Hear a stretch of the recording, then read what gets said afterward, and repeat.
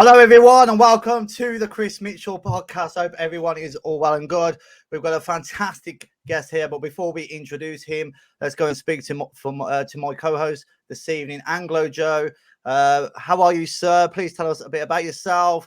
How is the INN going? Dance floor is yours, bro. Good evening. Good evening to everyone. Good evening, Ed. I hope you're well. Yep, I'm Anglo Joe. I helped to found the INM, which is the Independent Nationalist Network. We're a group of guys and gals who are trying to do our best to sort of restore the heritage of our country and try and preserve it as best as we can in physical means and in the in the not so physical realm. We work with collectivizing people and putting them into regional groups and allowing people to sort of organically become friends and that sort of thing, and then do activism together, go to parades and marches together and that kind of thing, and look after the local areas. So that's kind of what we've been doing for the past 6 months or so. The website's very nearly finished as well. We've got guys who are working very, very hard on that at the moment, and it's very nearly done. So we're looking forward to that launching. Yeah, big shout out to the Independent Nationalist Network. I will put their link in the comment section below. Also, this will be on my second YouTube channel. If you want to follow my other channels, in the description. I'm on Telegram, Odyssey, and I have 2 YouTube channels. I have to keep switching between the both over those strokes you get now and then. But let's go and introduce an absolute legend. It's an absolute honor to have you on the show, sir. Please, obviously, you don't need to introduce yourself too much, but please tell people that maybe might not know who you are, or by fluke, where they can find you, watch your weekly shows and what days and times, etc. So over to you, Sir Ed Dutton. Well, you've elevated me to the knighthood. I think I'm Million Esquire. But thank you very much. How do you do? Thank you for having me on. Yes, my name is Ed Dutton, and I'm an academic researcher, and I have a YouTube channel called the Jolly Heretic, which is also on BitChute and Odyssey. And I put up recorded a video once a week, and I live stream on Mondays and Thursdays at 7 p.m. UK time.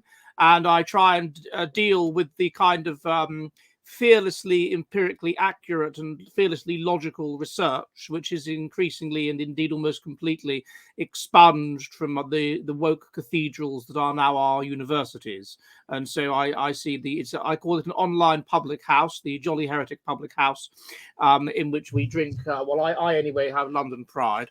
And I encourage others that turn up to drink something, and the people send in research questions and so on, and I research them, and so we look at what is increasingly called controversial research, but it shouldn't be controversial research. It's research that would have been uncontroversial 60, 70 years ago, that is purely based around the empirical data and reason. But we've of course moved away from that into a feminized, pro-feelings, anti-reason society. So that's pretty much me. So yeah, hello. If you're not familiar with my work, hello. How do you do? Thank you. Very good intro indeed. It's got the spirits raised up. The atmosphere is feeling good. But before we move on to tonight's topics, I like to start off the show with a nice little icebreaker.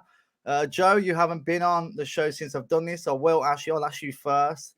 So, guys, if you could have like a night out, a session, it doesn't have to be like a drink. It could be anything. If you just wanted to go for like a nice meal, or the cinema, your perfect night out. Anyway, so with any 3 people in the world, dead or alive, it doesn't matter who.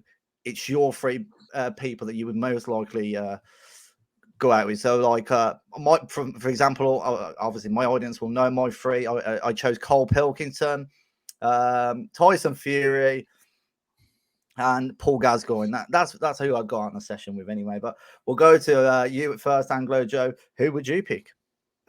Oh God, people aren't going to like me saying this at all, but it is purely because he's such an interesting man and his policies were just mind blowing. So my first would be Oswald Mosley, 110%. I thought he was going to say me then, but he's just that would be my number 1, and then number 2 would be Lenny McLean, the governor. He died a while back. People might remember him from Lock, Stock and Two Smoking Barrels, but he was like a bare knuckle fighter. He was really good at what he did, and he's a bit of a gentleman and stuff. And he had a really interesting life and interesting story. So he'd be the second one, and then who would be my third? Just thought of, and then probably be Jimmy Carr, to be honest with you, just because he's so funny. He just you'd be splitting with laughter, I think. So yeah, three very different people, but I think it'd be a good mix. I think that's three excellent choices, to be fair. Like, yeah, I wouldn't complain with a night out with those three. Sir Edward Dutton, over to you. Who wouldn't you though, if you went out on a night on the tiles with Paul Gascoigne? He's a raving alcoholic, isn't he? I mean, wouldn't you he'd get seriously drunk, he'd be like vomiting, he'd be smashing stuff up.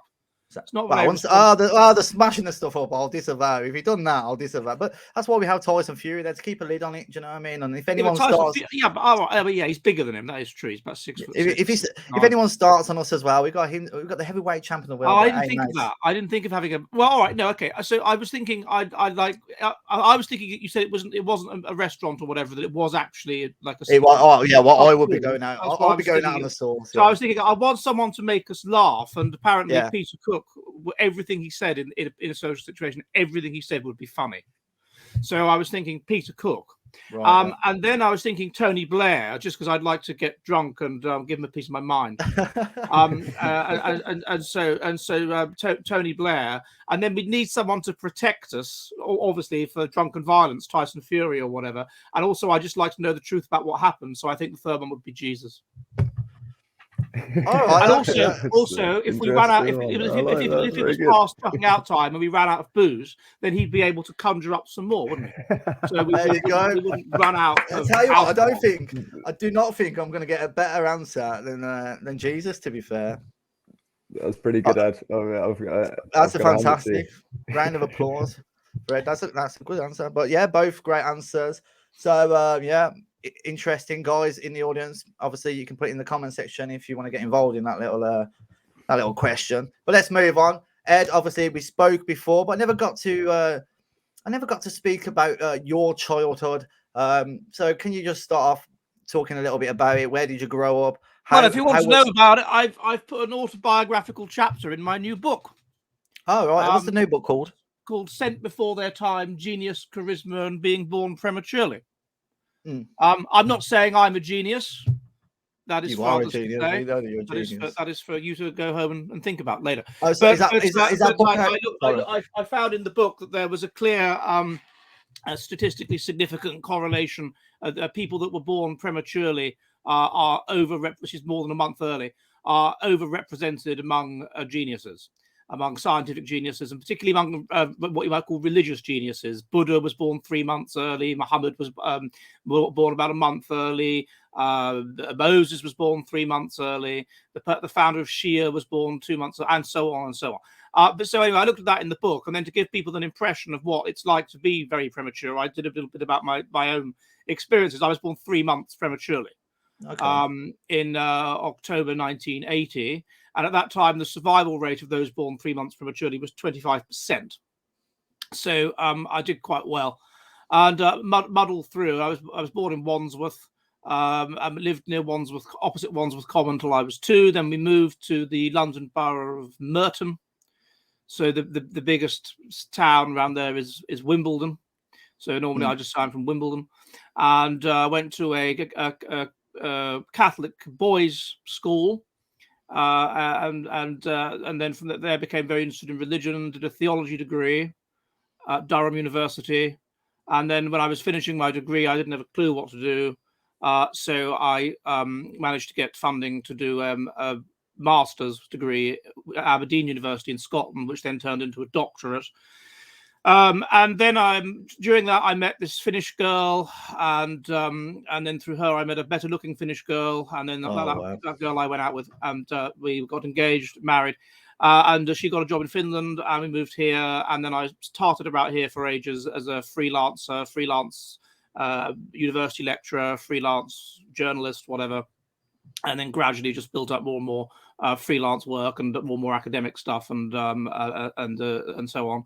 And then over that period, I've written about 16 books and published various articles, and that's pretty much me. But you want to know about my childhood, though, specifically? I don't know what more detail I can give you about that.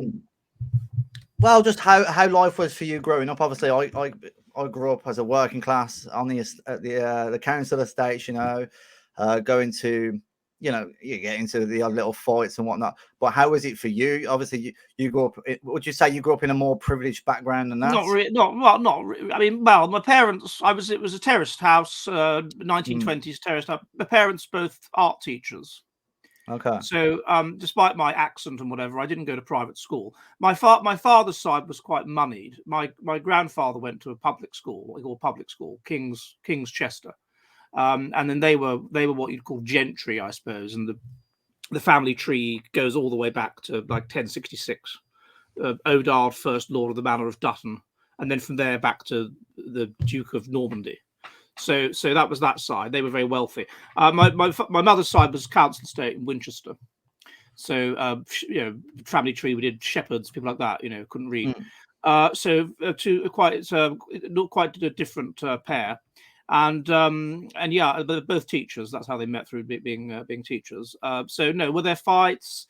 Well, there was. I mentioned it in the book. Actually, I was being a bit of a spurg. I didn't quite understand, because I had this friend, you see, and he had a little brother, and he hated his little brother, and I dreaded that my parents would have other children. I'm an only child, and I dreaded they'd have other children because he was always getting in trouble for everything. It was always his fault, and little brother could do nothing wrong.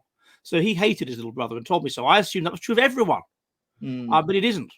And this got me in trouble with this thug boy with Irish parents that lived down the road. But otherwise, no, there was no fight, nothing like that. No. Nor at school. I mean, other kids might get into fight, but not so much. Not yourself. How so obviously in school. So, but how would other people treat you? You must have obviously been really like a genius at school. No, as well. no, I was no. I look at this in the book as well. No, because I was born prematurely. I was born 3 months early. Yeah, and this has a big effect, and in particular, it causes brain damage, and it takes it a long time for the brain. The brain then commandeers other parts of the brain that haven't been destroyed by lack of oxygen and whatever, and it uses those parts of the brain to solve problems that it can't solve with the bits of the brain that it would normally solve them with. So what you end up with is an unusual psychological profile. So in terms of intelligence, you might be very, very intelligent at some things and very, very stupid at other things. Whereas normally, if a person's intelligent, they're intelligent at everything. For example, I'm 41 years old. I've only just learned to drive. It's taken me that long for my spatial intelligence, which is rubbish, to be good enough to be able to do something like that. So things like that. So no, I was quite a late developer. I failed my 11 plus, and then so I was very good at art. Both our parents were art teachers. I was always very good at art, and always very good at linguistic stuff like English literature, that sort of thing. But terrible at maths. And somehow I suddenly became much better at not at mechanics. I was very bad at the spatial, the physics type maths, but very good at the algebra from the age of about 14. And then I was put up to the top. The school was in sets, and at 14 I was put up to the top set. I'd always been in the second set, and then I did very well in my GCSEs and A levels, and then things just sort of changed. But no, I wasn't until that time, until the age of about 14. I wasn't among the cleverest. Then suddenly I was. I think one way that I stuck out two ways that I stuck out. One was that I walked literally like a thunderbird, because being born prematurely, I literally walked like a thunderbird. It was like a spastic. They say spastic. Do you still walk like a thunderbird? I still walk with a limp. I still have an unusual gait. But I don't walk like I pick my feet up now, whereas I didn't used to do so. So I'd always trip over and have patches on my trousers and cut knees and whatever. Till the age of about 14. So I stuck out in that way, and then at secondary school I stuck out because of my accent. Because most people will, this, you know what I mean? Like, yeah, you know what I mean? I come from South London, know what I mean? You know what I mean? In it, not mine. I thought I knew other people that deliberately changed, whose parents were middle class, I suppose, whose parents deliberately changed their accents deliberately in order to sort of fit in. And I neither had the wherewithal nor desire to do that. So I just stuck with the accent that I'd learnt from my father, who was, as I said, from this sort of more upper middle class background. And so some people would be like, "Oh yeah, how posh, oh yeah," or whatever. And then at university that quickly dissipated, because of course I was at Durham, and that was full of people from Eton and so on. So no longer. Would you say he was a bit of the? Oh, well, you might not know what it is. I hope. Well, I'm sure you might. Would you say you're a bit of a Jack the Lad back in the day? Was you a bit of a hit with the women growing up? No, I don't. Well, I think that I remember being asked out quite a lot by girls, but I was being born early and thus perhaps mildly autistic. I hated the idea of change, and going out with a girl meant change. So I would eschew their advances. I suppose I was tall. I reached my current height when I was 14. How tall was that? Do you remember? 5'9". Oh yeah, that's what I am now. Which I was 5'9" at 14, and then just stopped. And then other people sort of grew up around me. Yeah. So I was very tall as a teenager, so that was useful. But yeah, I don't know. I don't think I was a Jack the Lad. No. All right. Would you say like when you was in your teens or even late teens, do you reckon that did you have any aspirations to be anything else different from what you've become now? Did you have a dream of becoming, like I don't know, in anything different to what you're doing now? Interesting question. I had vague notions when I was a teenager of wanting to be some kind of academic, probably an historian. Yeah. And that was the subject that most interested me. And I'd always have a particular area of history that I was into at any given time. And I'd read books about it voraciously. And I would, I guess I was 9 years old, my Lego would reflect it. So the way you could make Tudor times Lego was by mixing medieval, because it's much easier now. There's all these different kinds of Lego, but back then it was just the big four: space Lego, Danish home Lego, pirate Lego, and medieval Lego. So by mixing medieval Lego and pirate Lego, then you could kind of create Tudor Lego. So I was very into history, and then I went through a phase of being interested in law and being a lawyer, and I did work experience when I was 15 at a solicitor's office, which was incredibly boring. And then after that, I became more interested in the arts and whatever. For quite a long time, I used to write poetry, which was published, and plays. I had a play on at the Edinburgh Festival, things like this, and comedy sketches. And that was as an undergraduate. And then towards the end of that, I just got back into my subjects again and the idea of just being an academic. So that was what I was. So I sort of went full circle from age 14, wanting to be some kind of academic, 15, to by the age of my early 20s, once again wanting to be some sort of academic. So there was something about that, but except it wasn't history; it had become theology, and then from there it moved into evolutionary, to anthropology and evolutionary psychology, and some history. I've published some history articles actually. So yeah, I've kind of ended up doing what I vaguely wanted to do when I was in my early teens, so yeah, this is probably what I would be interested in doing. I don't know about the stuff making videos. I don't know how that happened. It's weird that kind of happened. Yeah. But certainly the researching and writing books is what I kind of always saw myself doing. And have you always considered yourself kind of on the conservative side of politics? Has that always been with you, or was there a particular time when you kind of sort of leant over that way? I mean, I don't know if you sort of officially politically kind of align yourself. I know you're quite. What do you mean if I lent over that way?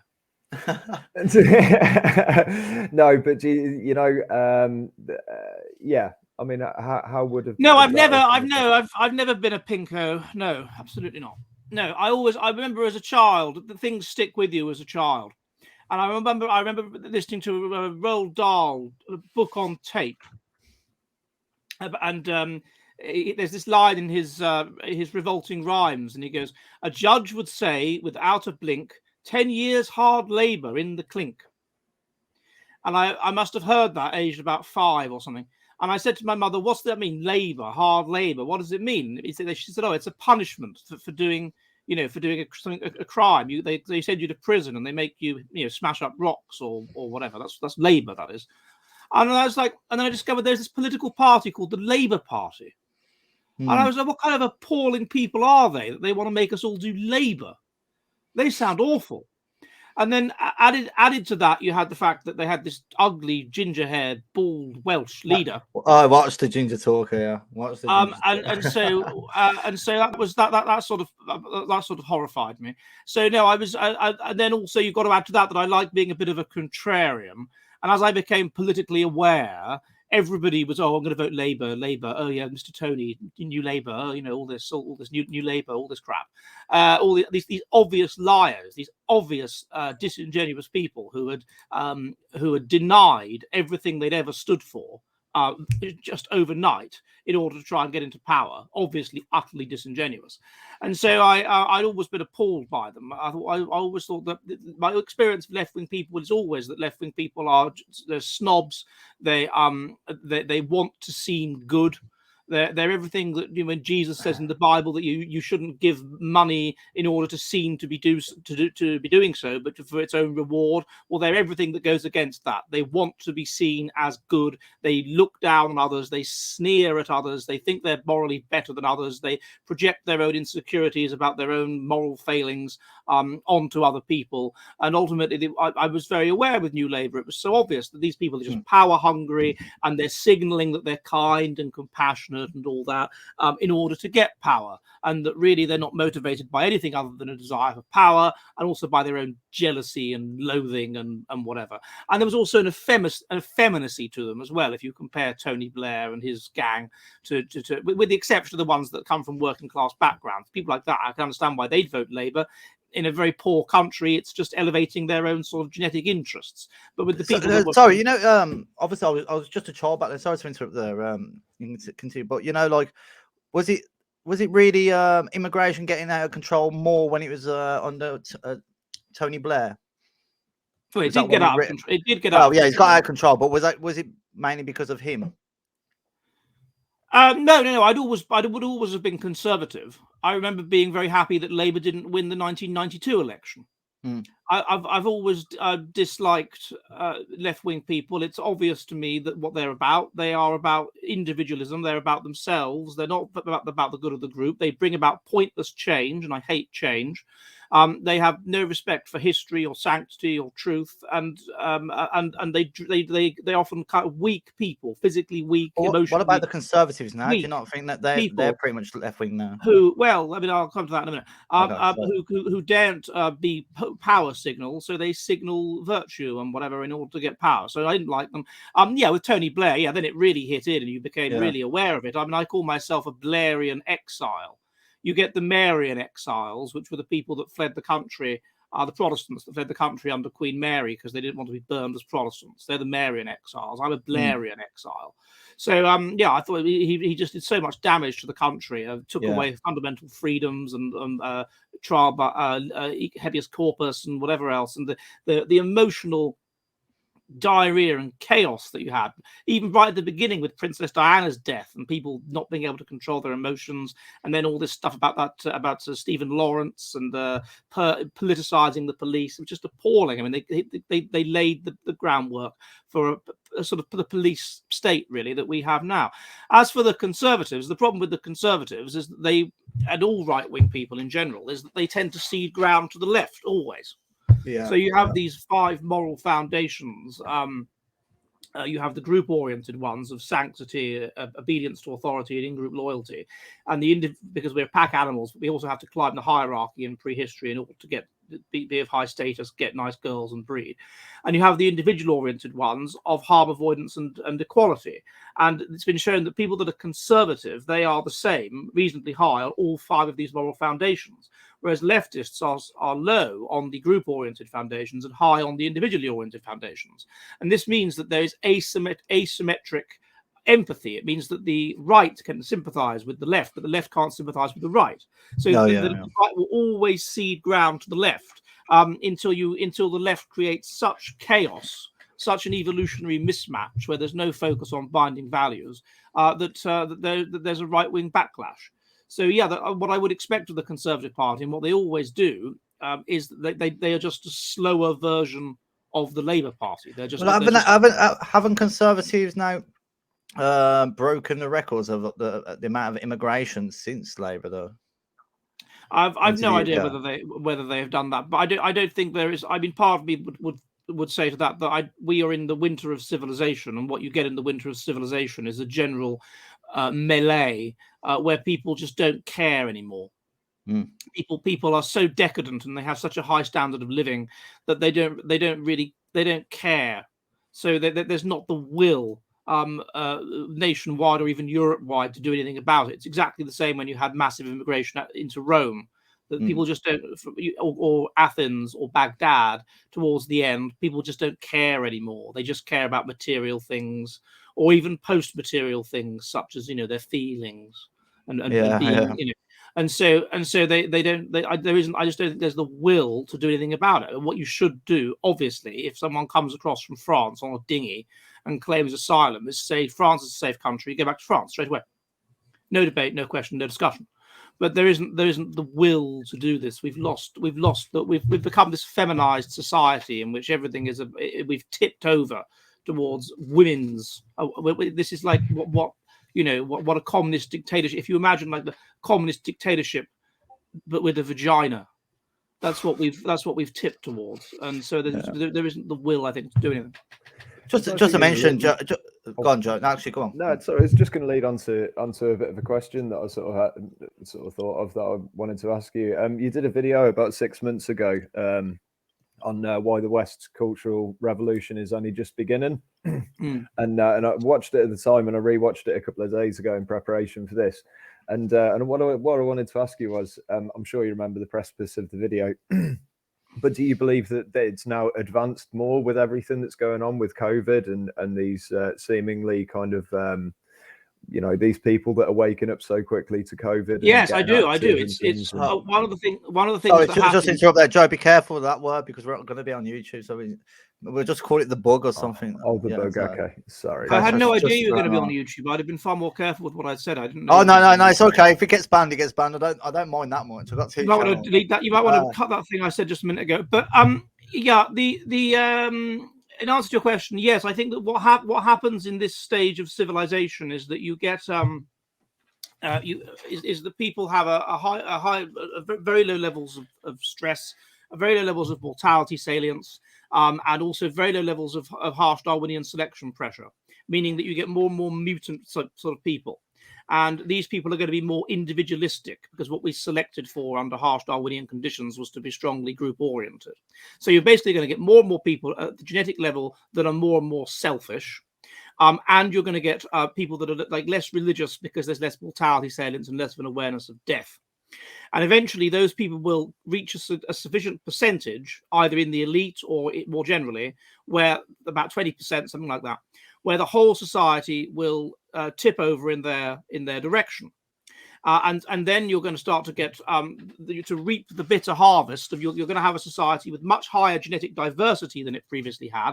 That means lower trust. And then because it's concerned with individualizing values rather than with the good of the group, you then start to it questions everything that's the sanctity is not important to it, the religion, which tends to get evolutionarily and group adaptive things and make those into the will of God, that's not important. In-group loyalty or loyalty to your ethnic group, that's not important. And so then everything's undermined. So you start to get feminism, the rise of women. This was documented in Baghdad, it was documented in Athens, it was documented in Rome. In Baghdad, you have women lawyers, for goodness sake, women judges, and so you get the rise of this, and then this creates these sort of feminizing values where everything's about equality and harm avoidance and feelings and nothing to do with logic or reason or the good of the group or whatever, and immigration. And this all helps to create then as well, once you have higher immigration, lower social trust. And this has been documented enormously. Once you have, we trust people more if they're genetically similar to us. What you have with a society of dysgenics is a much larger gene pool. Plus, if you have immigration, this undermines trust between the immigrants and the natives because they're quite genetically distinct and so they don't trust each other. But it also undermines trust within the natives, because the natives start to become concerned that other natives will use the immigrants as a means via which they will collaborate against them. So the natives start trusting each other less. They start cooperating less. You get this general sense of dysphoria as well. Like it's been shown, there was a study, it's cited in E.O. Wilson's book, The Social, or I forget the name of the book. It was his 2012 book. And he shows, if you show people images of people of a different race who are strangers to them, they react with fear at a very, very deep level, at a very, very primal level. So having that kind of society then creates a constant sense of dysphoria and low trust, and then people have fewer friends, and so there's lower and lower and lower trust, more and more paranoia. And this COVID thing and the reaction to it has catalyzed this. Because of you have a society that is run by these fearful, neurotic left-wing people, because there is a correlation between being left-wing and being neurotic, and this makes sense because if you're left-wing, then you are an individualist, and the world is a frightening and unpleasant place, and therefore you are jealous and angry, and therefore you want to get equality, and you fear harm, because you're neurotic, but you have other neurotic traits such as paranoia, and whatever, and so therefore you are Machiavellian. You want to get power over people, and narcissism as well, which can be a response to negative feelings. You have that as well, and you always feel there's some bad, evil, racist, or whatever that's against you, even when you've got power. And so it creates this profound lack of trust.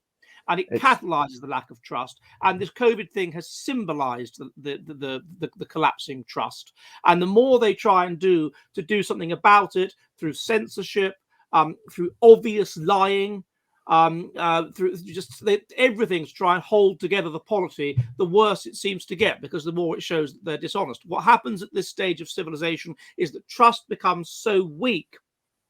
Intelligence is declining as well, by the way, and intelligence is associated with trust. So that's another factor. The polities break up. And that's what I think is definitely happening in America. It's going to break, like the Soviet Union did. It's going to break up. And I think Britain's going to break up. And all of these polities will break up. I'd see, just as you talk there, and you sort of explain through that, and you can put that into a physical example with like London. So to put it in an example, like I'm one of these people where I can't. You've met me before, Chris, haven't you? I can't walk down the road without talking to every single person that I bump into. You know, every person. Like, how you doing? Morning, you're right. You know, and I just talk to everyone. And I remember going to London, and that's me. So I'll be on the tube, and I'll be sort of like, I'll talk to someone. How you doing, mate? You're all right. And they look at you like you're an absolute madman. You know, it really did. It took me a little while to spend. That's because I don't understand your language. That's why. No. They were English enough to, to talk to you. I would have overheard them speaking. But what you're saying is right there, Ed. It's a trust thing, because it's so individualized in London that you're in your little bubble at all times. Whereas where I am is kind of a bit more homogenous, I suppose. So there's that trust there, So generally, your guard is down all the time with your local people, aren't they? Social trust will be high in areas that are homogenous, and what people therefore naturally do is they create areas that are homogenous, and that's what immigrants have done. And in London and in various other places, they have essentially created their own enclaves, which are homogenous. And in those areas, social trust will be high. And it's what white people have done. They have fled from certain areas of London to other areas of London, and they have gentrified those areas. I can think of areas of London that have become more white over the last 20 years. But in becoming more white, they've also become more middle class. They've gentrified. And that's happening to various areas of London as well, Walthamstow. And they will naturally create these communities. And what I suspect is going to happen is this will start to happen on a larger scale. You will get literally white people fleeing from certain parts of Western Europe to let's say Eastern Europe, and you are getting white people removing themselves in large numbers from, let's say, California towards Texas, towards Montana, towards places like that. So this is what you get at the end of civilization. You get these movements, you get the breakup of nations as people are in an evolutionary mismatch and feel a sense of dysphoria and feel unhappy. And what the less intelligent people, the people with the less sort of get up and go, they'll just stay behind and merge and die out, or merge into the immigrant population. But the more intelligent ones will get out. What will be interesting is what will happen to the woke type people, to the alphabet people. as they have been termed, because I mean, I've got a book coming out on this in the summer called "The Past is a Future Country: The Coming Conservative Demographic Revolution," in which we look at big data. We get big data sets in order to look at who's breeding and what the likely consequences are going to be of that. And basically, what's happening is intelligence is declining. But if you control for intelligence, then the only thing really that predicts breeding is that you are conservative and that you are religious. And those two things are strongly heritable in the region of 0.7 genetic. And so what that means is that as the society declines into chaos and breaks up, you're going to get the percolation upwards into positions of power of sort of Nick Fuentes types. Or at least more cerebral sort of incarnations of him. Who knows? And people, one suspects, will break away, will move away into little Byzantiums, little refugia of civilization, where European civilization will be maintained.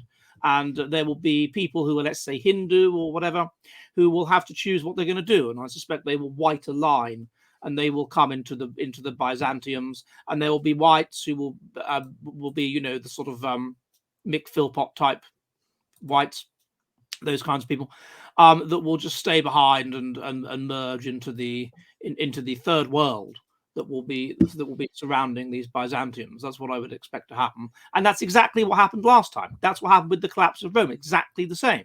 You had in the year 1071, 300 boats full of Anglo-Saxon notables left England for Byzantium. England was Dark Ages, chaos. You know, it had been invaded by the Normans as well. Awful place to be. And so they went to Byzantium. You had lots of cases throughout the Dark Ages of intelligent, educated people from England going to Spain, because that's where the intellectual hub was, or going to Byzantium. And that's what you would get. The more intelligent type people would be sucked out into the place that was preserving civilization, and the rest would just fall into decay and chaos, and perhaps Darwinian conditions would be reimposed, and selection pressure would be reimposed, and child mortality, which is currently 1%, but was 50% in 1800, would go up until things change. Ed, do you actually think or believe that the English people, or the European people, or just the white people in general, have an actual genuine chance of becoming extinct with the amount of immigration going on? Obviously, we have a very low birth rate. So what's your thoughts on that? Well, the amount of immigration going on, the amount of mixed race marriages, despite what you might think from watching all television programs, all the average commercials, is extremely low. It is like an ichthus compared to a bow tie of monoracial marriages. And even where those mixed race marriages do occur, they tend overwhelmingly to be between people who are relatively genetically similar. For example, Native Americans and white people, or white people and East Asians. It's very rare to have a union between, let's say, a black person and a white person, which is what we're constantly shown all the time on television. But, so no, in terms of, I mean, like, I know what you're saying, like overall, but like if I'm from Birmingham, but you do see black and a black man and a white girl quite a lot in an area like Birmingham. But I know that's still quite small on the overall. But it's still statistically quite small. It sticks out in your mind. But it's very interesting that it's that way round. That says quite a lot. Yeah. Because it means it talks of a sort of fast life history strategy. If you're a slow life history strategist, then you invest in nurture, and you want to have offspring that are very, very genetically similar to you, so that you will bond strongly with them, and you will be able to nurture them well to survive in a competitive ecology. If you're evolved to sort of live fast, die young ecology, then it pays to have sex with someone that's genetically dissimilar to you, because they might have some unusual gene that will help the offspring to survive in an unstable ecology. So you would expect people that were live fast, die young type people to engage in outbreeding. And that's therefore what you would see. If you also look at black men, they're physically very masculinized, high testosterone, again, helping you in an unstable ecology. So you would expect a woman who was unstable ecology evolved to go for a black man.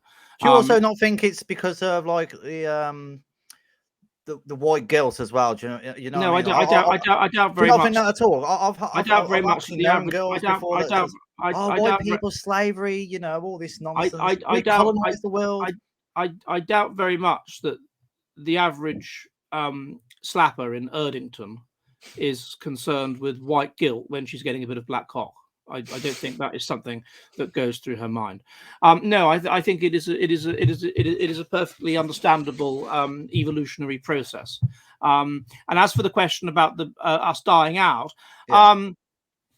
I mean, it's possible. I mean, one thing that could happen, what you have is a process of dysgenics. So until 1800, we're under harsh Darwinian selection pressures.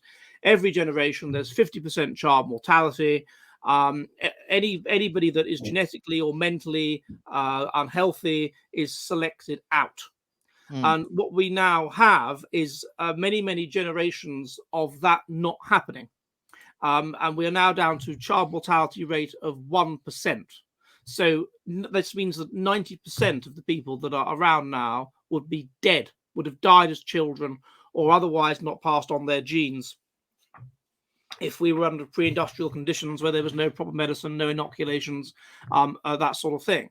As I've said, I think the most extreme examples, what I've called spiteful mutants, these people, it's been shown, that have very left-wing opinions, and that it correlates with severe mental illness, with suffering from serious depression, bipolar disorder, and whatever, and it correlates with being physically unhealthy as well. So these people, these mutants, these are the people that would have the left, basically, the far left, are the people that would have. Can I just interrupt? That was actually one of my questions. I was actually going to ask you, do you acknowledge the existence of spiteful mutants on the right or just only on the left?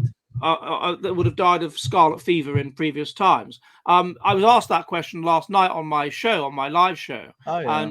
And the answer is yes, because what you've got with what we had is very strong evolutionary pressures towards intelligence, because that helps you to solve problems in a cold, difficult, competitive ecology, towards group orientation, because that helps you to fight other groups and dominate them for resources in a cold, difficult, competitive ecology, towards mental health, which crosses over with group selection because it's to do with having a pro-social personality, and towards physical health. And so broadly, therefore, we were selecting a high agreeableness, high conscientiousness, low neuroticism. Those things predict being essentially religious and conservative. So what you would expect is that a mutation would be associated with any and religious in the sense of the collective worship of a moral God.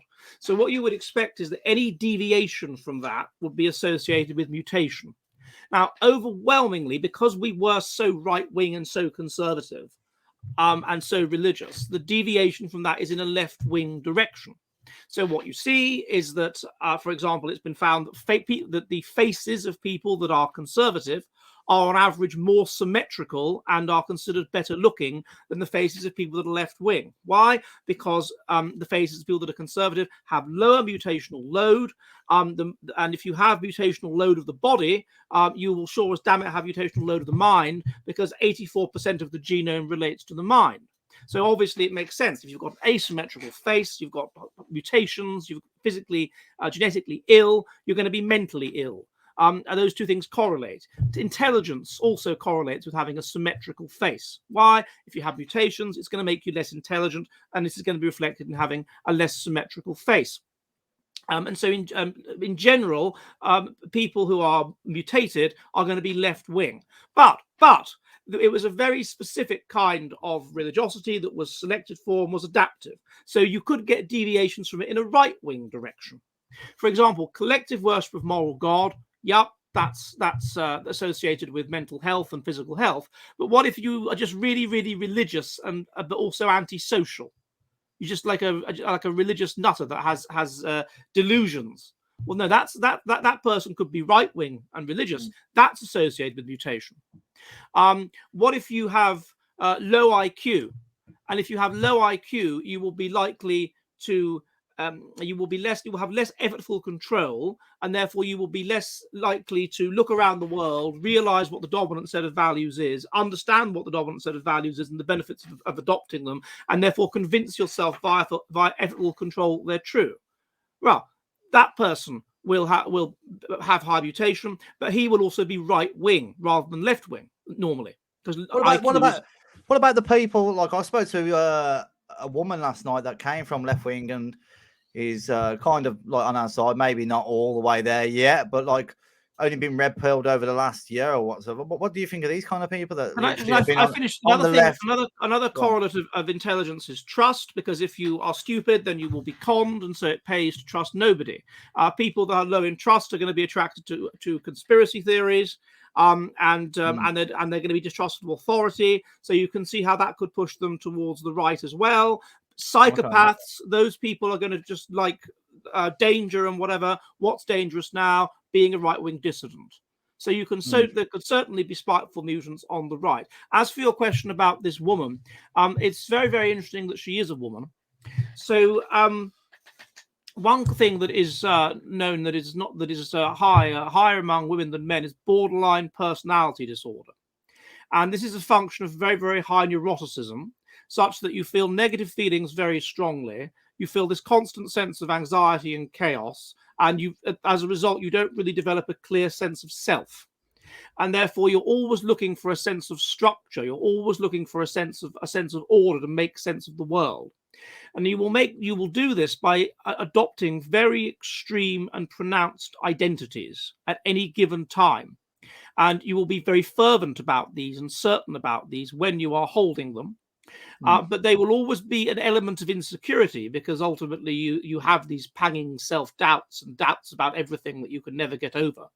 And therefore, those people will often flip over to precisely the opposite identity. So these are unstable people. You talk in terms of religion, of the religion of healthy-mindedness and the religion of the sick soul. The religion of healthy-mindedness, the person just has religious experiences and feels God's there, and the life's there, God's there, he's comforting me, he's there for me all the time.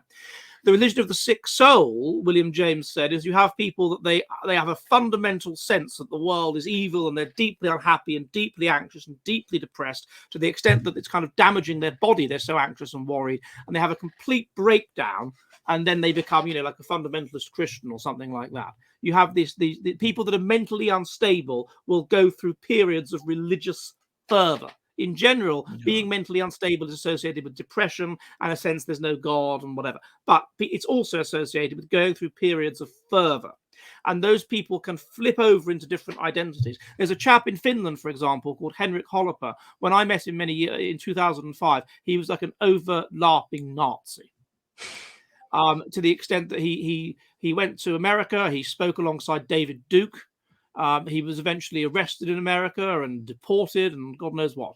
Now he's a Green Party activist and anti-Nazi campaigner. Wow. Now that's not that rare, and I would suggest I think it's more rare. I think that's quite rare. I don't really know anyone. It's rare, but it's not in the psychological literature. It's not rare. I mean, and interestingly, there was a study on people who were fundamentalist Christians and then become atheists. So people that reject their religiosity, and substantially, those people didn't just like, oh, okay, I used to be a fundamentalist Christian. Now I don't know. I think God doesn't exist. No. They were like fervent and certain that God didn't exist. And normally it was wrapped up in something like multiculturalism or Marxism or something like that as well. So it's just borderline personality. So would you not say like it's? Would you say like if I was in a room say if it was a room full of lefties or whatever, would you say it's just completely pointless, just trying to red pill in any way? Do you not think any of them can be truly saved to come onto our side? Saved? I wouldn't put it in those terms. Yeah, probably not saved, but you know. Oh, let me no. Hang on. We've got to. I look at this in my book, which I showed you earlier. You've got to break up the different components of what makes you left wing. So there are. If you're left wing, you're motivated by strong negative feelings. You have all these negative feelings, and you're therefore paranoid about it, and you're therefore like an individual. You're an individual in a dangerous world.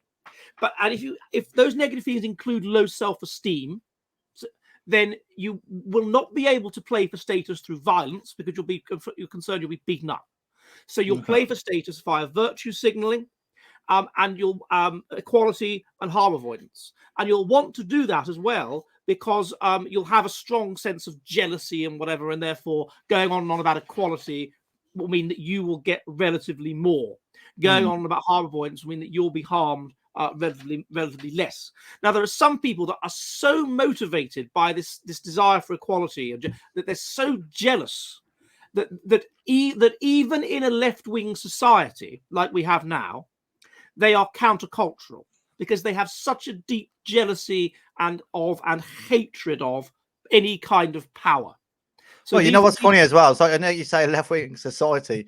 The left wing actually don't believe it's a left-wing society. They actually think it's. Of course they don't. Of course they don't, because they're high in neuroticism, and so therefore they have a strong sense of paranoia, and so they're always going to believe that there's some wicked conspiracy that has power over them. Yeah. There's always. I mean, I'm sure Stalin, at the height of his powers, believed that there's the kulak hiding around the corner who's hoarding grain or whatever. There's always somebody who they're going to, being paranoid, being neurotic, being strongly jealous and envious, perceiving other people as having more power than them. Always, they're all and thus Machiavellian, and thus they're able to obtain individual power. You're only able to obtain individual power if you're Machiavellian and you never believe you have enough. If you just rest on your laurels, oh yeah, I've got enough power now, I'm fine. Well, then someone will deal with you, won't they? So no, you always have to believe that there's somebody that, even if it's imaginary. So that's the extreme left. That's the people that were out there shouting things at Sakir Starmer and whatever the other day. They're the ones that will get in trouble even in a left-wing society because they're too radical and they destabilize the society and they cause danger. So there's them. They also think like Boris Johnson's like a far-right Nazi, and I'm like, mate, like exactly. I mean, precisely. I mean, the kind of people that would campaign against the Conservatives being elected. So there's those people. Then you're going to have the people that are less neurotic, and they are left-wing because we are in a left-wing society. So so they realise that this is a left-wing society. How do you obtain power? You have to be slightly more left-wing than the last person. So this creates a virtue signaling arms race whereby we move along from black people, equal women, to transsexuals, to blah blah blah blah. Those kinds of people. Now, those people, we would say, they are high in social anxiety, but they know when to draw the line. They want power and status, and it's tempered by a certain degree of control. They're jealous, but it's a certain degree of control. Ultimately, they want power hunk, but they want an easy life. Certainly, they're less neurotic than the other people. Now, those people, if it was a right-wing society, they would flip over. They would be right-wing. That is why Jim Goad talks about these woke women as the new church ladies. What women tend to do, women are more socially sensitive than men on average. Women are more conformist than men on average. Women are more religious than men, and the religiousness that they're indoctrinated with currently is wokeism, whatever. Women are more socially anxious. So those people will be overwhelmingly female, and they will tend to flip. If the society flipped towards right wing, they'd be right wing. And then also you will get the contrarians. That's another thing to bear in mind. So you'll get some people now who are just contrarian. That's their niche, and they may be very right wing now, but they'd probably be quite left wing if it was a right wing society. And I mean, perhaps I'm like that. I mean, at my Catholic school, I was the screaming atheist. There was the thing that I was focused all my venom on was the church and tradition and whatever. Although no, that was tempered by the fact that I was politically conservative. So it's not quite as simple as that, because I also hated change. But you would get some people like that as well, that were attracted to whatever was not conformist. So it's not like they can't be saved. If the society, if they realize, some of them may well already have realized that society is gradually going to start moving towards the right. The breeding patterns tell us this. The coming chaos tells us this. So those people are already, I think, slowly and gradually, you're getting more and more intelligent people that are moving towards being a little bit dissident, a little bit right wing, who realize that this is the way it's going. Even someone like that black chap that used to be head of the Commission for Racial Equality, Trevor, I can't remember his name. He hosts a thing on Sky McDonald. TV. Yeah, sure. Trevor McDonald. Yeah, He's gone from being like rabidly anti-right wing to kind of set sort of on the right, really. Yeah, because I think he has sensed the way the wind is kind of blowing, and he wants to be ahead of the game, but not too far ahead of the game that he gets in trouble. Not too far ahead of the game, but just enough ahead of the game to optimally balance, the future riches with the present riches, if you know what I mean. There are some people that will take a big hit now, financially, socially, whatever, for a big hit, for a big reward in the future, if they believe correctly that things are going to flip to the right. There's those kinds of people. And there's others that will take a small hit now for a small future reward. And that's more the sort of purple pill type people. I think there's definitely a level of narcissism as well with the left, with regards to you have to have your sort of your letter gang, don't you? I heard recently that Romani travelers now have their own alphabet, mixture, and it does, and I think it all ties into being in that special group, isn't it? A lot of these people are sort of very self-absorbed and have to be in something that's that's different, and that's what's the word for it? Not flamboyant. I can't get my words out. Unique. But yeah, they want to be unique. They want to be special, don't they? That, I suppose, is the word. Whereas they want to be special. They want to be special, and also they want to play for status in an inverted aristocracy. So in the old days, you'd get people that would, like the Hyacinth Bouquet sort of person, who would pretend she was posher than she was, that she was more middle class than she was, that she was higher status than she was. And now you have the reversal of this. You have the anti-Hyacinth Bouquet. The modern day Hyacinth Bouquet would be, like the Bouquet residence, lady of the house speaking. What is it Bruce has done? He's used racially insensitive language. I'll be right there, Violet. It would be like that, and it would be that's the kind of change that's occurred. In Finland, you get it. So, for example, you get people who years ago, to conform to Finnish nationalism, changed their surnames from a Swedish surname to a Finnish surname. And now the Swedish-speaking Finns are a minority and whatever, and have got this minority status. They want to change their names back. Or there's people that in the old days would play down that they had ancestors that were Samis, the reindeer herders of Lapland. Now they're wanting to play that up.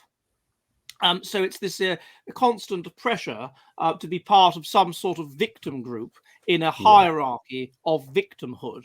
And that you get women pretending that these women lecturers that, pretend they're black or pretend they're Hispanic or whatever in order to get grants. It's quite Machiavellian as well. It's a way of getting money, isn't it?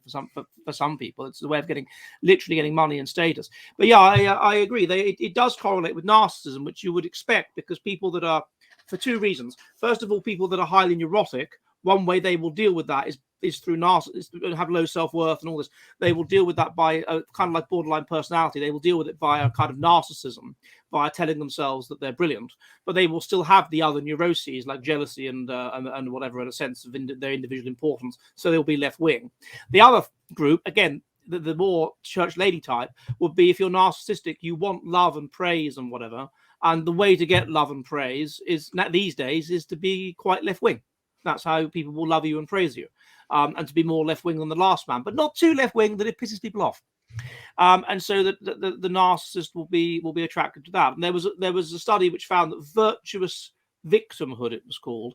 So that is to say that signaling about how dumb by you are. This correlates, as you would expect, with narcissism. So I agree with yes. Yeah. And do you think that the sort of the opposite to that, because you tend to on the opposite side of things, because generally right wingers don't have anything to moan about anyway, really, or we don't lump ourselves into that sort of victim category. Do you think that's because we're predominantly sort of leaning towards the more logical of the group? Oh, I don't know about that. There's evidence that conservatives are lower in neuroticism. So if you're lower in neuroticism, they have more of a sense that life has meaning. They are more content with life. They are more mentally stable. So they're basically just less unhappy. And so if they're less unhappy, they're kind of just more satisfied with how things are, how they are. So they would be, and they're more group oriented, much more group oriented. They're much more concerned about the good of their group. Another difference between left and right is which group you identify with. So people that are on the right will tend to identify most profoundly with in a kind of series of concentric circles from self. They will identify most strongly normally with family, then with extended family, then with their nation, then with their race, like that. Whereas people that are on the left, they won't do that. They're kind of born traitors. They will identify most strongly with, let's say, not their family, not their extended family, not their nation, but some other nation or some other race. That's where they identify first, a foreign group. And that is what you would expect of an individualist. Well, you get a lot of hypocrisy with the left. I think I mentioned this to either someone in private or on last night's show, actually. Like you'll get on left-wing demonstrations, Islam stands with LGBT. So yeah, well, go to an Islamic country and start show them banners. It won't last very long. So no, they're very basically Muslims. Yeah. But my point that if you're an individualist, the way that you will get status if you can't cooperate with your group, which is what a group-oriented person does, is you cooperate with another group in order to get status within your own group. That's what a traitor does. Do you think that is also, I see a lot of this in our sort of group. Do you think that's because these people are unwilling or unable to defend their own views, so they simply identify with something that's so far removed from them that they could never be questioned to defend what they actually believe in? Does that make sense? No. Okay, so all right, to put it in perspective, so I don't need to be here on YouTube or whatever, but I am here because I care about my country and I'm worried about it because I'm willing to fight for it. Whereas that's something that I aim to sort of defend and work for because it's ours and because it needs to be defended. Whereas they tend to choose things that are disassociated from themselves and from what is theirs and their heritage. So right, I see. Yes, I see. Yeah. Well, that makes sense because they're individualists. So if you're an individualist and you want to attain power, then it may well help you to despise and hate your heritage and everything about your people that are closely related to you. They don't matter. What matters is you. And the way that you can, if you were a person that doesn't like if you're repelled by cooperating with your in group, then you will be an individualist, and you will have the ability to be utterly ruthless, and the way that you will it will help you if you are able to identify with people that are completely different from you. That will help you to then treasonously attain power within your own group. So it will literally help you to be disgusted by your in-group if you are using that strategy of being utterly selfish. Because if you weren't using that strategy, then you would be drawn into helping your group, and you might end up making individual sacrifices, as you perhaps are doing by using your time here, for the good of your own group. So that's the difference. And so yes, they're always going to be hypocritical, because what they will do is they will signal that their method is to go on and on about what nice, kind, loving people they are, which is a method of playing for status, because we admire people who are like that. But ultimately, they're not nice, loving people. We've got the data on this. They're absolutely not nice people. It's the conservatives who are the nice people that are high in agreeableness and conscientiousness and low neuroticism. They are the opposite of that. But it is because they are like that they use this strategy, this covert strategy, because they're too neurotic to use an overt strategy in order to gain power. So they will always be hypocritical. Really interesting. Yeah, I've wanted to ask these questions for a while, actually. No, thank you. To move on, we've got another about 20 minutes, half hour left.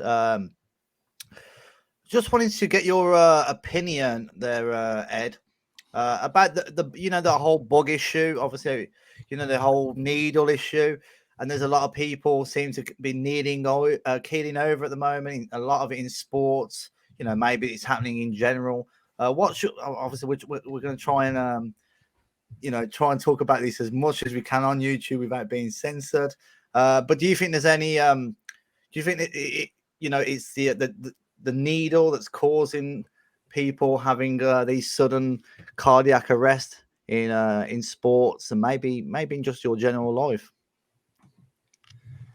I've absolutely no idea. I don't know about that, I'm afraid. Okay, Are we going out live, by the way? No, we're not live. It's pre-recorded. Right. Okay, no, I was just talking about the jab, and you got people collapsing all over the world.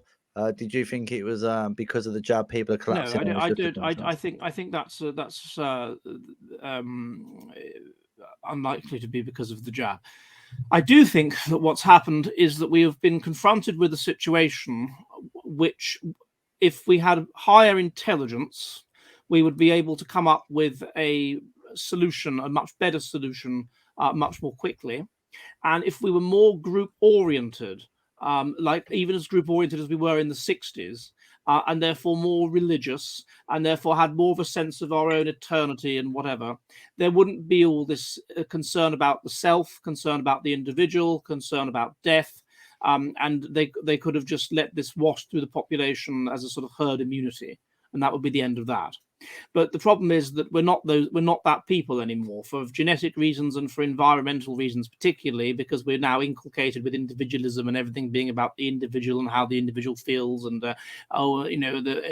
you've even got people now arguing that people shouldn't abort children that have Down syndrome because the presence of people with Down syndrome in the society helps to increase the level of diversity in the society. Then basically that you should keep people alive that are very seriously genetically ill. Just because it's inherently good. So with that decadent, and so the result is that you have this frightened society that's been brought up to not be used to anything bad happening, so to even having its feelings hurt, to even losing a race in school. And then it's confronted with the possibility of not even itself dying, but with granny dying or whatever. And so, how do we deal with that as a society? Well, we have to come up with something. We have to come up with something to calm people, to calm down the neurotic, the extreme neurotic element, who itself has a destabilizing influence on the rest of society via social osmosis, via social epistasis. And what we come up with is a jab which doesn't work that well. And it works a bit, and we administer that jab as part of a kind of a religious ritual, almost as a sort of communion. And we wear these masks that don't really do that much. But what do you think is causing the problems with all these sportsmen and supporters in the stadiums? That's what we're hearing. Obviously we're hearing that because sports is all that was on our TV. But there's probably what do you think is the cause behind all these sudden cardiac arrests and heart problems, blood clots? You would expect, in a context in which people are highly fearful, in which people have elevated mortality salience, for people to be more instinctive. And when people are more instinctive, they have a tendency to be in touch with our cognitive biases, which include the over-detection of causation. And so you would expect us to be over-detecting causation in a context like this, and to be looking for things which fitted with prejudices that we already have, in order to make sense of a world that makes less sense than it used to. So what we would need to do is we would need to see, is death in sporting events significantly higher this year than it was, over the last 10 years, and there need to be a study that would need to properly that's true. It is, though. It seems like a regular occurrence. Games are getting postponed and delayed like every single weekend now. I'm just going to give out two names. I don't know if you know them: Fabrice Mwamba and Mark Vivian Foe. They both obviously one died on the pitch and one pretty much almost died on the pitch. These were big storylines, but now it's just like, it seems like everyone's just passing it off. It's just a new normal, So surely this needs to be investigated more than just rubbishing it under the carpet. Do you not? Agree? I don't. To be honest, I don't concentrate on sport or follow it in any way except the darts. And as long as no darts players keel over, then as long as Michael Van Gerwen or Michael Smith or whatever doesn't keel over, then I'm perfectly happy. None the wiser. There was Gentlemen, one just- guy actually. I think he died of corona.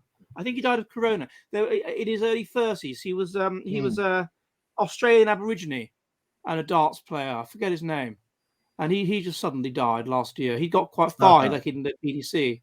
He got into like the playoffs and stuff, and he just died. But otherwise, no, nobody. Gentlemen, I've just got nipped to the loo. I'll be 1 second. Yeah, no worries. All right, we'll move on. I want to talk to you a little bit before. Obviously, we'll have about another 20 minutes here, Ed, if you don't mind, of your time. The show, you introduced him, and I don't blame you, to be fair, on YouTube. Mr. Fountain. Do you remember who? You know who I'm talking about, don't you? Mr. Fountain, yes, I had young Master Fountain on my show. That's true. So tell me about that, because I watched that show, and is that show anywhere to be found, by the way, or is that completely gone? Because I know all my live streams are on BitChute and Odyssey. Okay, so yeah, you can get it on BitChute and Odyssey. If you haven't watched it, it's a brilliant show.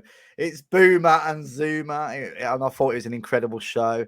But how did you find the show yourself? Obviously, I think that's the first time you've ever spoken to him. You've probably heard a lot about him, maybe some false, maybe some truths. How did you find that show in general, and what did you think of the? No, it was a very, very interesting experience. Obviously, yeah, I'd heard a great deal about this mover and shaker, sorry, and I thought that would just be an interesting person to chat to. And when you've got a fair few followers, you know, they're prepared to come on, and he'd heard of me anyway. He'd heard of my stuff anyway.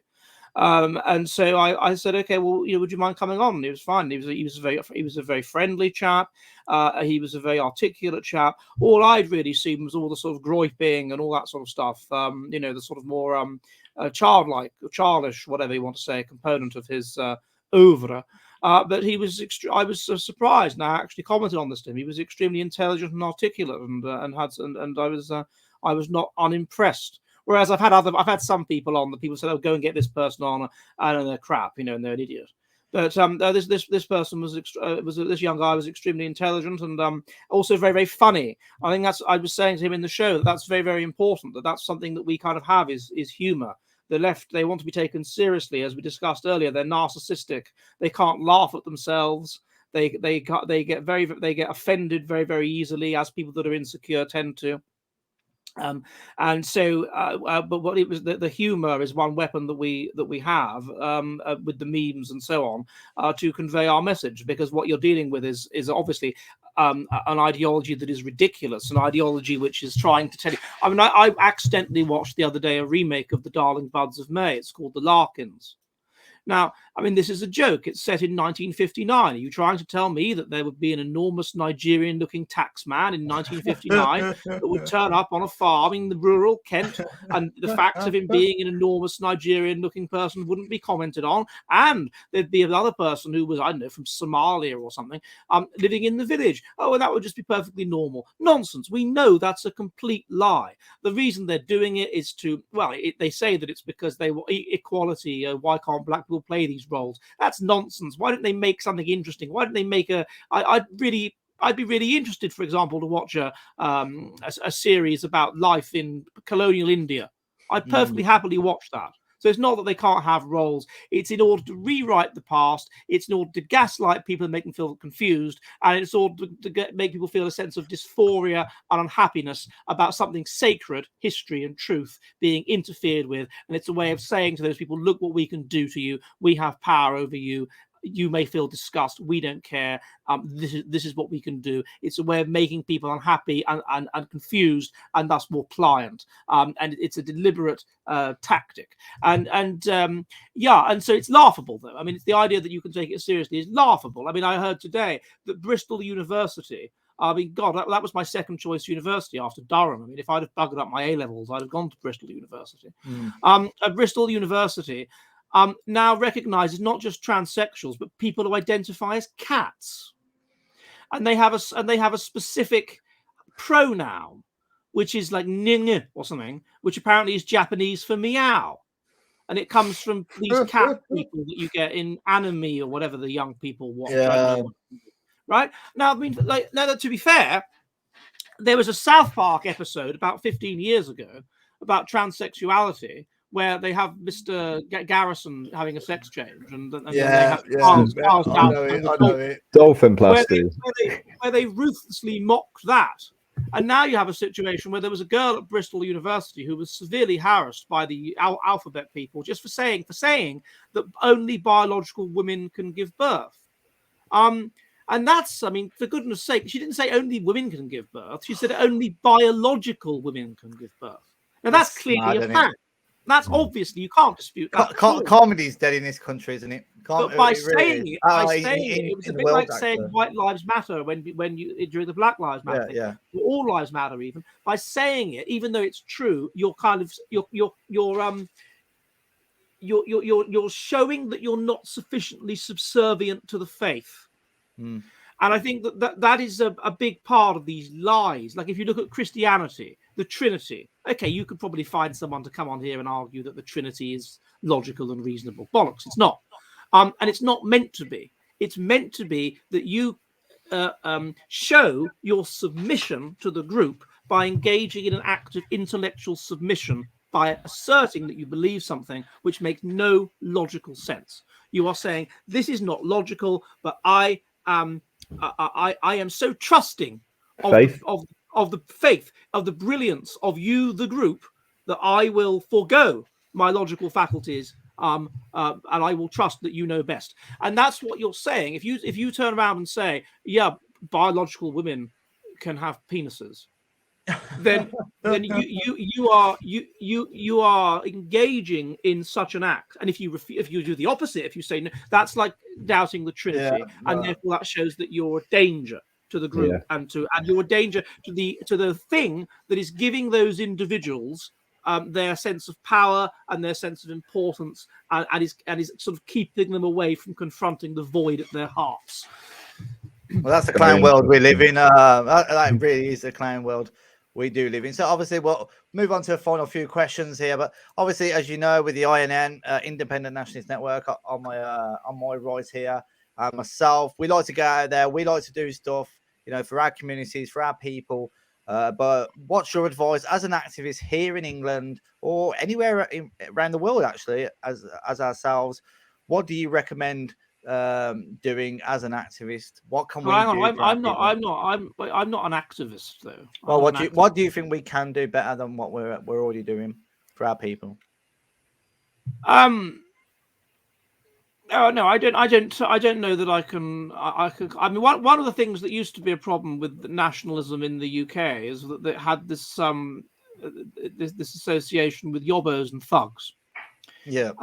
And it maybe has gradually been decoupled from that, because you've had things like the identitarian movement and these sort of young, as you would expect, young, educated people. Because remember, that's who's breeding. Control for intelligence, and it's right-wing people that's breeding, and and it's highly heritable.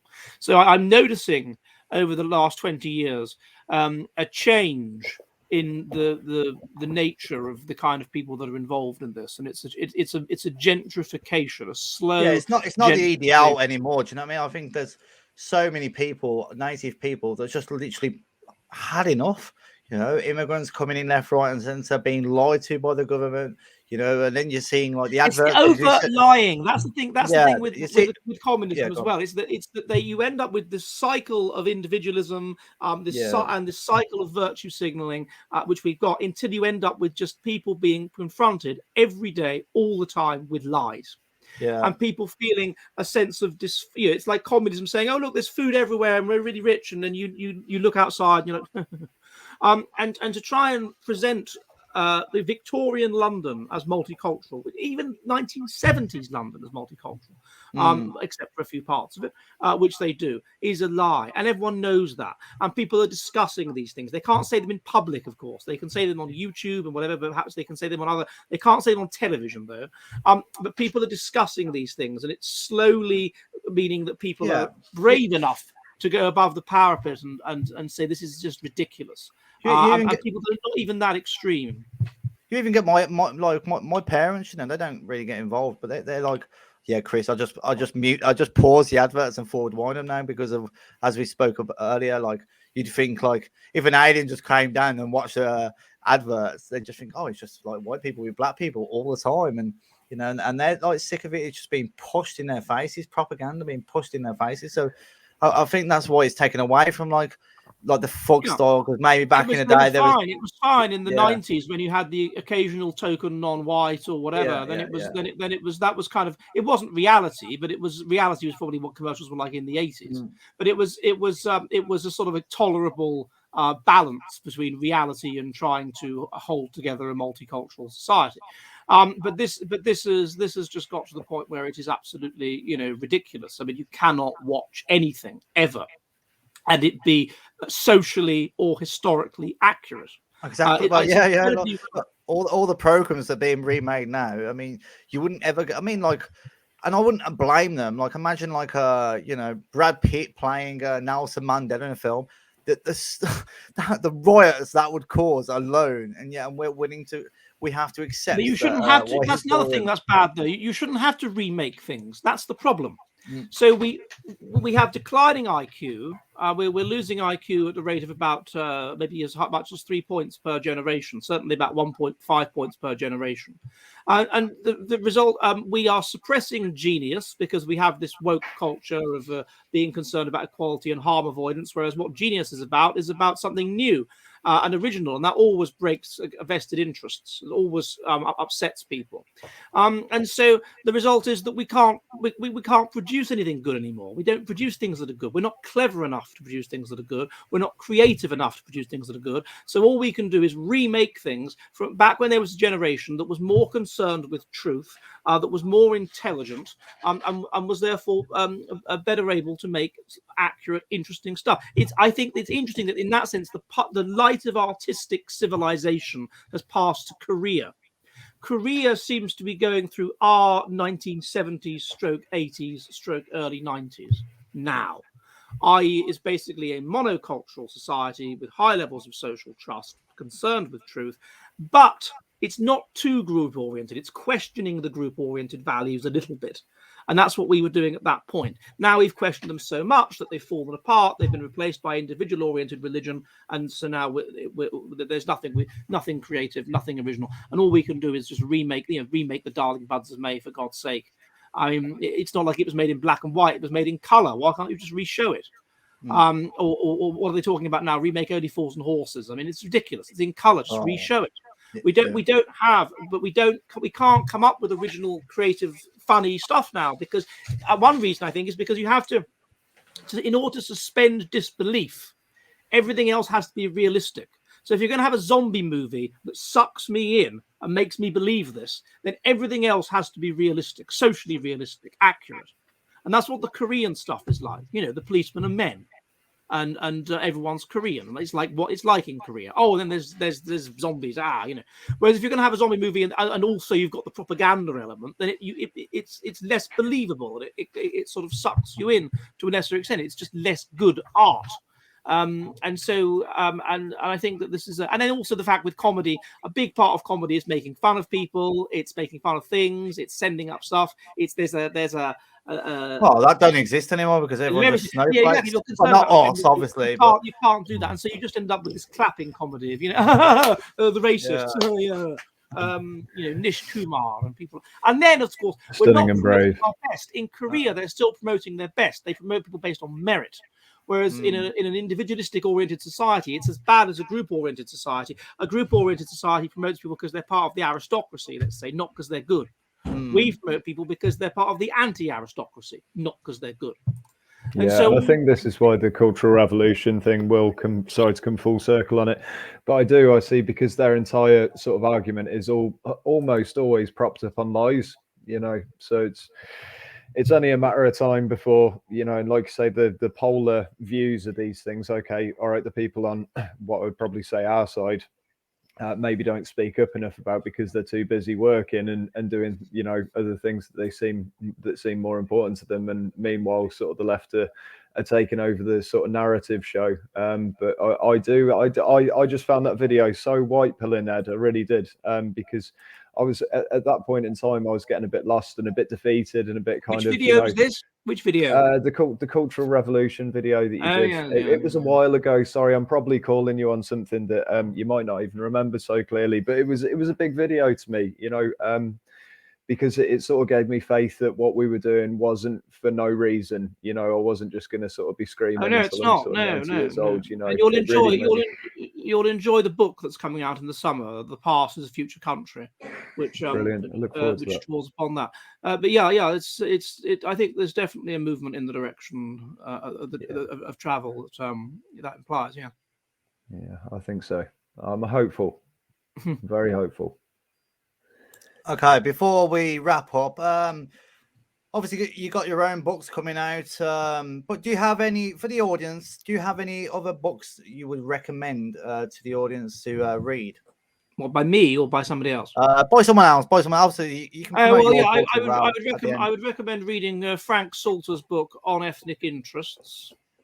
I would recommend reading J. Philippe Rushton's book, Race, Evolution, and Behavior. And I would recommend reading. I really enjoyed a book by Simon. Oh God, History Debunked. I forget his, God, what's his name? It's a book on slavery. That was a real eye opener for me. Goodness me, History Debunked. He has a YouTube channel, very interesting. Yeah, I know him. Yeah. I can't remember his surname. I've gone completely blank. Simon. Oh God. Anyway, it's a book about slavery. Anyway, it's called Simon Webb. The Simon Webb. That's it. Yeah. It's a book called fascinating book, really brilliant book. It's called The Forgotten Slave Trade: The White European Slaves of Islam. So if you're feeling particularly guilty about your hereditary part in slavery, then have a look at that book, and you may start to think rather differently. I think that's very much worth reading. So that's some reading to be getting on with. I think certainly. Very cool. All right, thank you very much. Let's get to some final thoughts then, and we'll end the show. Can you still hear me? Yeah. Yes. Sorry. Yes. Okay. That's fine. No, it's okay. Mike's a bit dodgy at times, but I'd like to just say a massive thank you, Ed. Maybe we'll have a catch up in a few months or so. Just massive thank you. It's an absolute honor to have you here. You're an absolute legend. I hope if anyone's watching this show somehow and doesn't know you, please go and subscribe and watch all these shows. I can't speak highly enough of you. You've learnt me a lot as well this evening. Been good to ask you a few questions. I hope you've enjoyed yourself as well. Most importantly, we'll go to you shortly. We'll go to Joe, and you can have your final say after that, Ed. But yeah, just much appreciated. And please go and subscribe to this guy. And over to you, Joe. Oh, fantastic! Yeah, just reverberating that really, Ed. It's been a pleasure to kind of sit with you in the virtual world for an hour. It's been brilliant. Thank you for coming along, and Chris, thanks for having me. This has been really, really interesting, really good fun. I forgot about you. Yeah, thanks, Joe, as well. Thanks for coming. Thanks. No, don't worry. No, and apologies, guys. I'm working like 70-hour weeks at the moment, so it's kind of I'm very tired, but it's No, you've done well. You've done well. And please go and also subscribe to the INN. Ed, the dance floor is yours. Promote anything you want. Say whatever you want. Just many thanks for being here. Thank you. No, I just want I've already promoted my book, haven't I? But thank you for having me, and it's been an interesting chat. And I hope I also enjoyed it when we chatted last time a while ago. Thank you for having me, and I hope to talk to you again. Yeah, thank you, and we'll see you soon. Peace out, people. Have a great night. Thanks, Ed. Thanks, Chris.